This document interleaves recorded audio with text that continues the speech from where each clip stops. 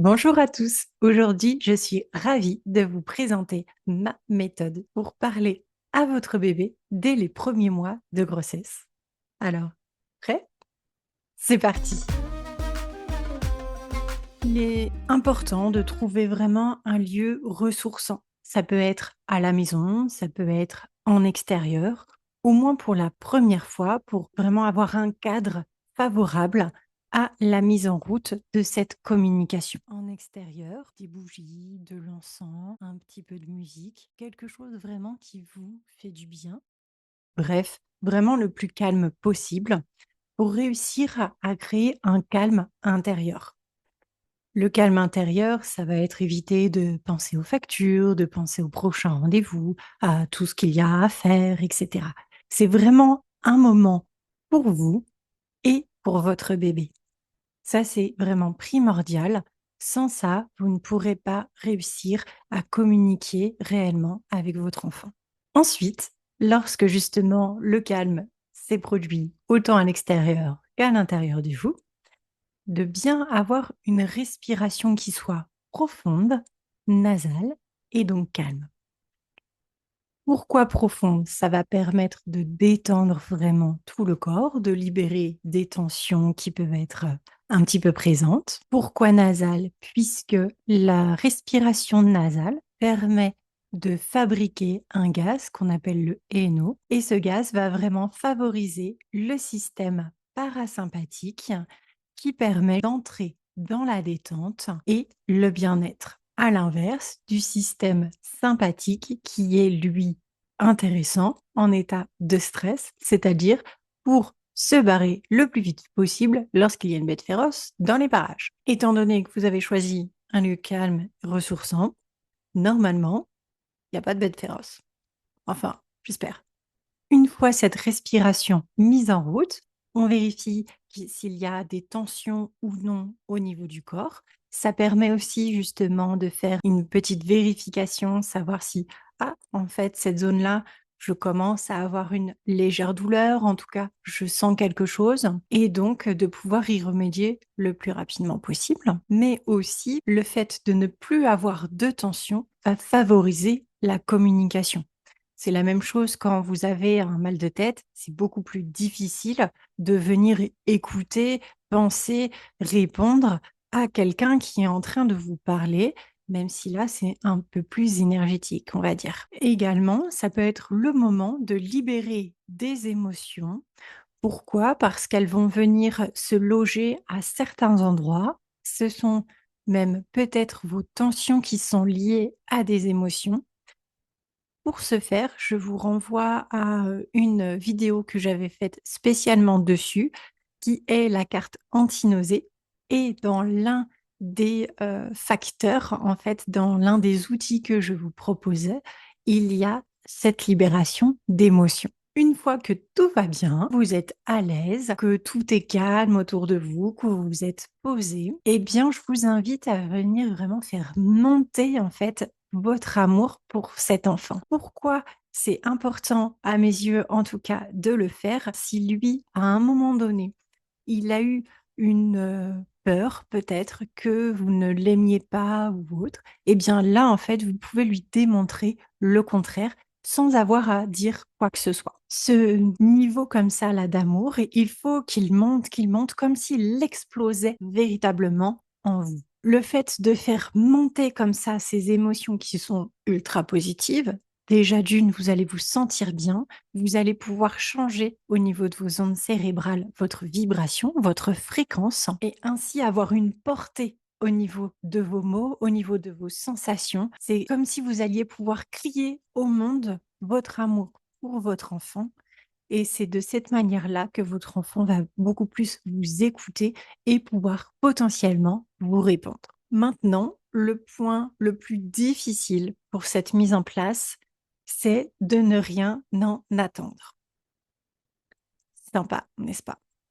Oui, vous faites ça exactement pour l'inverse, c'est-à-dire pour avoir des réponses à vos questions ou pour pouvoir dialoguer parce que, enfin, On va pas se le cacher, c'est vachement chouette, mais c'est important de bien vous dire que c'est comme pour plus tard quand vous allez lui changer ses couches, vous n'attendrez pas de lui qu'il vous dise merci. Quand, vous aurez fait les courses, quand vous aurez fait à manger, jamais votre enfant va vous dire merci.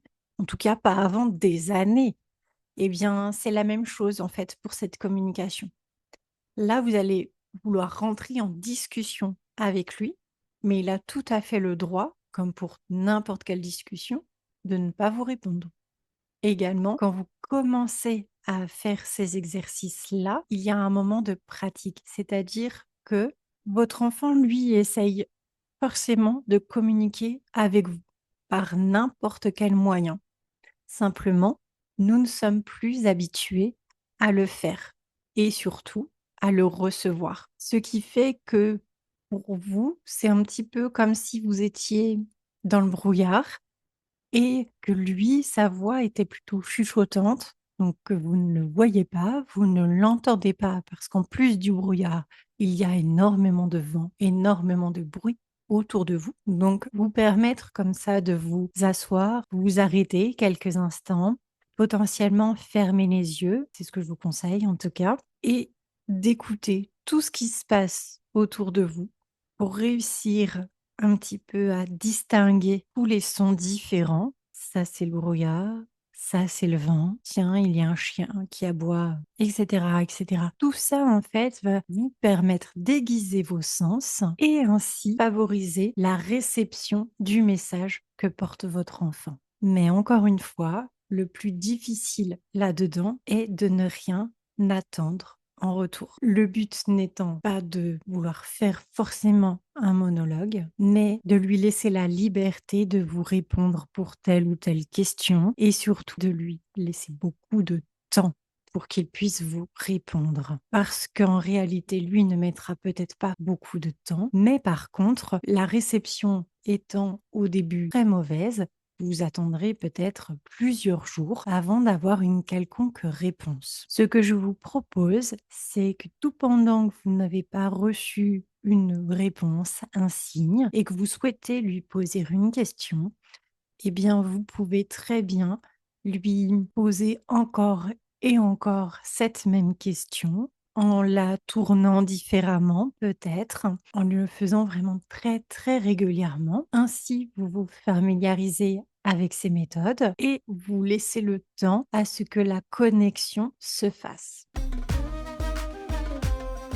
Il y en a de nombreux. Outre le fait que déjà c'est super cool, le plus important, c'est surtout que ça permet de créer un lien qui est beaucoup plus fort de votre côté. Pour votre enfant, vous êtes le monde, vous êtes tout ce qu'il a, vous êtes Dieu, tout son univers, le cosmos, c'est vous. Il n'a aucune distinction entre ce qui est lui-même et ce qui est vous. Donc ce lien, de son côté, il est déjà fait. Par contre, ce n'est pas le cas pour vous. Et c'est normal, c'est tout à fait OK. Là où le lien va être plus fort et que c'est intéressant et même je dirais important, en tout cas à mes yeux, de le créer, de le vraiment de le renforcer, ce sera notamment utile lors du postpartum. Parce qu'il y aura des moments difficiles, il y en aura même beaucoup. Et là où vous aurez créé ce lien, eh bien, vous pourrez toujours vous y référer. Vous référer à tout ce que vous aurez ressenti pendant cette grossesse, tout ce lien qui vous unit. Et vous pourrez même continuer, puisque ce lien, il se crée lors de la grossesse, et en tout cas, il commence à se créer à ce moment-là, mais surtout, il continue après. Et ça, c'est vraiment très important. Un autre intérêt à faire ce genre d'exercice, c'est que cela permet de prendre le temps de s'observer soi-même. Pourquoi c'est important? Parce que nous vivons dans une société où tout va vite, où il faut être au four et au moulin tout le temps, où nous ne prenons jamais le temps de nous ennuyer, de rester en contemplation. Et attention, hein, je dis ça, mais je suis la première concernée, vous inquiétez pas là-dessus. Donc de prendre ce temps pour venir aussi s'écouter plus, de voir ce qui se passe dans le corps, ça permet de vivre plus sereinement, de s'approprier beaucoup plus cette grossesse et de venir voir: «Ah, là, il y a un petit quelque chose qui ne va pas» Je vais donc pouvoir y remédier. Cela revient à cet adage que je suppose vous connaissez et que j'adore. Écoute ton corps chuchoter, ça t'évitera de l'entendre crier. Ce qui veut dire aussi que vous sentez que, ah, là, votre rythme cardiaque est plus important. Vous avez ce sentiment, cette intuition que là, il y a un truc qui ne se passe pas comme il faut. Fiez-vous à cela et appelez la sage-femme, le médecin, ou alors voyez si vous avez besoin d'un moment avec des amis à rire, si vous avez besoin d'un moment où vous voulez vous poser pour bouquiner ou que sais-je, écouter de la musique, etc. Bouger un peu plus parce que vous avez oublié d'aller marcher. L'intérêt également de faire ces exercices, ça permet aussi de s'habituer à dialoguer, de faciliter ainsi la communication. Là où vous en aurez besoin, peut-être à des moments express, vraiment des moments très courts, ce sera peut-être pour vous préparer à certains rendez-vous médicaux qui vont être stressants, qui vont être même peut-être déplaisants, irritants, voire douloureux, etc. Pour aussi lui dire à votre enfant, le prévenir en fait de ce qui va se passer. Je ne sais pas si vous avez peur par exemple des piqûres, des aiguilles. Eh bien, voilà, là, il y a une prise de sang qui est vraiment intéressante à faire. Je vais avoir peur, je vais être tendue, mais ce n'est pas de ta faute. C'est juste que j'ai besoin de savoir si tout va bien. Voilà, tout ce genre de choses, c'est un exemple, mais évidemment, des situations, il y en a tant d'autres. Et aussi ce dialogue, ce pourquoi, à mon sens, il est aussi vraiment super important, c'est pour le jour de l'accouchement. C'est une danse que vous allez faire avec votre enfant. Lui, il va avoir un boulot monstrueux à faire. Je ne dis pas que vous en aurez pas. C'est pas du tout ça. C'est loin d'être le plus simple, mais vous, il faudra être vraiment en mode réception, venir bouger en fonction des besoins de votre bébé. Lui va venir avancer, il va y aller par à coup, il va ah mince, c'est pas le bon endroit, c'est tout dur. Ah oui, mais on y va comment? Je suis dans le bon sens, mais par contre, je suis bloquée, j'arrive pas à faire mon mouvement. Ou ça va vous créer une douleur aussi différente et puis d'avoir ce dialogue-là possible, allez pouvoir rentrer vraiment en dedans de vous et aider, visualiser votre enfant pour l'aider avec vos mouvements à vous, plus aussi votre pensée. Ah, là, tu es là. Non, c'est pas bon. Je vais bouger, voir si ça t'aide. Je vais faire ce mouvement-là. Ah, là, c'est bon pour toi. OK, on continue. On y va. On y va. Tu n'es pas seul. Ça va. On va y arriver. J'ai confiance en toi. Toutes ces étapes qui, lors de la grossesse, vous paraissent peut-être idiotes, on sait jamais. Mais par contre, le jour de l'accouchement, si vous avez l'habitude de dialoguer ainsi avec votre enfant, vous ne le vivrez mais pas du tout de la même manière. Vous serez en dialogue constant et ainsi, vous passerez bien plus facilement au travers de ces douleurs et votre enfant aura beaucoup moins de stress parce qu'il va quand même se faire compresser de tous les côtés. Hein, donc avec des moments où il aura beaucoup moins de sang qui va arriver dans son corps, c'est quelque chose de terrible autant pour lui que pour vous. C'est-à-dire qu'une femme, elle aura l'impression de mourir et il faudra qu'elle s'en remette à plus grand qu'elle à ce moment-là, mais aussi votre enfant. Ça, il faut pas l'oublier en fait. Il connaît pas ce qui se passe après la sortie du tunnel. Il y a ce texte qui est magnifique où justement c'est le dialogue de jumeaux. Ils sont dans le ventre de leur maman et il y en a un qui dit: «Est-ce que tu crois qu'il y a quelque chose après la grossesse?» Et l'autre: «Bah non, voyons, on a en plus quelqu'un qui nous parle, alors qu'après, on ne sait pas. Bah, peut-être que c'est lui qui va nous accueillir après la grossesse». Et je trouve ça vraiment très parlant, mais de s'en remettre comme ça vraiment à plus haut que soi parce que à chaque fois, je trouve que ce qui est très dommageable dans notre culture, c'est qu'on pense toujours à nous, mais on ne se met jamais à la place des bébés. Les bébés, surtout avec la médicalisation de tout l'accouchement, eh bien, on leur en fait voir des vertes et des pas mûres. Si vous restez couché sur le dos, bébé, il va devoir aller à l'encontre de la gravité. Il va devoir bouger tout seul. Là, vous rajoutez un stress monumental. Comment il se sent derrière, en fait? Pour éviter qu'ensuite ça soit un bébé qui va peut-être avoir besoin de plus pleurer, qui aura du mal avec certains mouvements et cetera. Le fait de l'accompagner, de dialoguer dès la grossesse, moi je trouve que c'est vraiment un cadeau que vous vous offrez, mais que vous vous offrez aussi à votre enfant. Parce que ainsi, il pourra vous envoyer des signaux en disant: «Maman, là, j'y arrive pas, je me sens coincé, aide-moi» ou «Je ne sais pas où je vais, j'ai peur». Ils peuvent avoir peur de naître, en fait. Est-ce que vous, il y a des moments où vous avez peur de passer à l'action dans votre vie? Je ne sais pas si c'est vous qui avez, fait le premier pas pour aller, parler à votre conjoint, si vous avez fait, le premier pas pour aller faire une demande de travail ou une augmentation, que sais-je? Est-ce que vous arrivez à vous mettre en action? Comment s'est passé votre accouchement? Avez-vous réussi à être en lien avec votre maman? Ou vous avez une peur bleue de ce qui va arriver? Eh bien, en faisant ces exercices, je vous promets que vous donnerez des clés à votre enfant. Ça ne veut pas dire que jamais il sera stressé et qu'il n'aura peur de rien ou voilà. Non, ça fait partie de la vie, c'est normal. D'avoir peur, c'est une chose.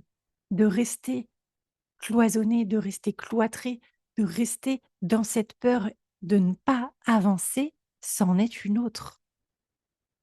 Pour revenir à notre sujet de quel est l'intérêt de faire ces exercices, eh bien, ça permet aussi de lui proposer de créer une bulle de protection uniquement au moment où vous en avez besoin. Plus vous pratiquez et plus cette bulle, vous pouvez la faire d'un claquement de doigts. À quel moment c'est important de faire cette bulle? Si vous êtes justement à un rendez-vous médical, vu que j'ai déjà pris l'exemple, et que le médecin ou la sage-femme commence à vous dire: «Ah, il y a un risque de trisomie 21, il y a un risque de ceci, de cela». Normal, vous allez avoir une grosse montée d'émotions qui sera pas forcément le plus agréable, parce que vous allez avoir peur et cetera. Eh bien, de faire cette bulle directement, là, tout de suite, maintenant, ça va permettre de prendre de la distance aussi et que ce que la personne est en train de vous dire, est-ce que c'est vrai? Est-ce que j'ai raison là d'avoir peur? Vous voyez, de remettre en fait votre pensée critique dans l'instant présent, puisque quand vous êtes dans une émotion forte, vous ne pouvez plus réfléchir sereinement. J'insiste aussi sur le fait qu'il est important que vous soyez accompagné à ces rendez-vous par le père de votre enfant qui va pouvoir être beaucoup plus serein, pouvoir vous protéger, vous préserver et tout de suite qu'il ait les questions. D'accord, pourquoi vous pensez ça? Quels sont les risques, et cetera. Bref, posez toutes les questions qu'il faut. Deuxième exemple, vous êtes en repas de famille, même un inconnu, enfin plutôt une inconnue qui vous aborde dans la rue en venant essayer de planter, des graines, négatives ou stressantes par rapport au risque pour votre bébé, par rapport à l'accouchement. Le fait de mettre cette barrière, ça va permettre que tout ce qui sera dit, ça va couler autour de vous, mais ça ne va jamais vous atteindre. Et j'ai même envie de rajouter, une expression que j'adore: «Le bateau de ton imbécilité navigue sur le fleuve de mon indifférence». Cette phrase-ci, je l'aime beaucoup parce que les imbéciles, pas forcément conscients de ce qu'ils disent, des conséquences de leurs paroles, il y en a énormément. Le plus difficile, c'est justement de réussir à s'en détacher, d'avoir toujours autour de vous cette bulle d'indifférence par rapport à ce que l'on vous dit, c'est primordial. D'autant plus pendant la grossesse parce que vous allez devenir de plus en plus perméable à tout ce que l'on vous dit, à tout ce qui se passe autour de vous. Passons maintenant à la fréquence. J'estime que 2 fois par jour, à faire tous les jours, c'est vraiment ce qui est nécessaire. À quel moment exactement ces 2 fois? C'est en fonction de vous. Ça peut être au moment du réveil et au moment du coucher. Ça peut être aussi, si vous prenez, un bain, par exemple, et au moment du coucher ou un autre moment si le bain, c'est le soir. Ça peut être aussi dans la salle d'attente, juste à vos rendez-vous médicaux pour communiquer avec votre enfant et comme ça commencer à instaurer cette bulle que autour de vous et puis, soit après le rendez-vous pour faire un petit débrief avec lui ou au moment du coucher, ce genre de choses. Également avant d'aller au repas de famille, surtout s'il y a des liens difficiles avec eux, ce qui est finalement assez fréquent. Vous pouvez le faire aussi souvent que nécessaire et aussi souvent que vous en avez envie. Et donc maintenant pour la durée. Au début, ça peut être ne serait-ce que 5 minutes, c'est largement suffisant et ensuite en fonction des possibilités et des besoins. Si vous êtes, stressé, réussir à faire le calme en vous, ça va être un peu plus compliqué. Pareil, s'il y a énormément de bruit autour de vous, de faire du calme, c'est toujours aussi plus compliqué. Les techniques. La première des façons qui peut être intéressante si vous avez tendance à vous rappeler de vos rêves, voire même si vous êtes actif, c'est-à-dire que vous pouvez décider d'aller à gauche ou à droite lors de vos rêves. Ça, c'est vraiment très intéressant. Avant de vous endormir, venir poser une question et demander à ce que votre bébé vous réponde lors de ce rêve. Les rêves peuvent également être un bon moyen de simplement lui demander qu'il vous dise ce qu'il a envie. Vous lui laissiez vraiment la parole sur comment il se sent, s'il a un message à vous faire passer. La technique numéro 4, les massages. Celle-ci, c'est une technique évidemment que je connais très bien puisque c'est celle avec laquelle j'ai eu les premiers mots, les premières émotions, les premières sensations, visualisations que les bébés m'ont envoyées. C'est quasiment ma préférée, mais c'est surtout en fait la plus facile quand c'est un biais extérieur qui vient faire, cette technique. Donc ce n'est pas forcément la plus facile pour la faire sur soi. Masser ou se faire masser pour distinguer des moments où il y a des variations d'énergie. Il est possible d'utiliser la réflexologie, qu'elle soit plantaire, palmaire ou auriculaire, que ça soit aussi par le massage du corps entier ou bien massage par un tissu via le rebozo doux ou slow rebozo, qui consiste à utiliser ce fameux tissu mexicain si cher aux doulas pour l'après-grossesse, hein, pour resserrer le bassin, etc., mais que je trouve vraiment sous-estimé puisque moi, c'est un outil que j'utilise à chaque réflexologie plantaire, à chaque massage, vraiment très, très régulièrement. Vous pouvez l'utiliser pour soulager des douleurs, le jour de l'accouchement, resserrer les liens avec votre conjoint, et cetera, et cetera. Enfin, vraiment, c'est un outil sans limite que j'apprécie énormément. Vous l'aurez remarqué. Pour réussir à communiquer avec votre enfant par le biais de ces massages, quels qu'ils soient, c'est important de se détendre, donc ça, c'est toujours le but recherché dans un massage, mais aussi de laisser une ouverture à un message potentiel. Donc là encore, ne pas être dans l'attente, ce qui est bien la partie la plus difficile.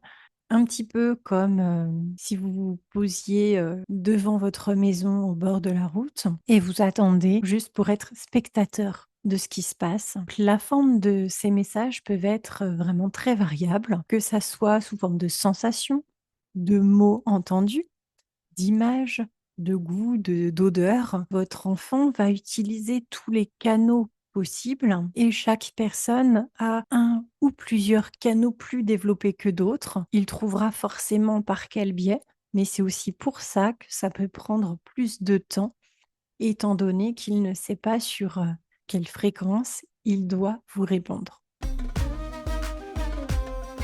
Voilà pour aujourd'hui. J'espère que cette vidéo vous a plu. N'oubliez pas de vous abonner, d'activer la cloche et tout le team, vous savez, de partager cette vidéo à toutes les futures mamans afin qu'elles puissent tester et créer vraiment ce lien qui m'est absolument cher à leur enfant. N'oubliez pas aussi de me laisser vous-même un commentaire. Est-ce que vous avez mis en place? Est-ce que vous avez des difficultés? Est-ce qu'il y a des choses qui n'étaient pas claires ou peu importe, afin que je puisse vous faire une autre vidéo, vous préparer autre chose en fonction de vos retours.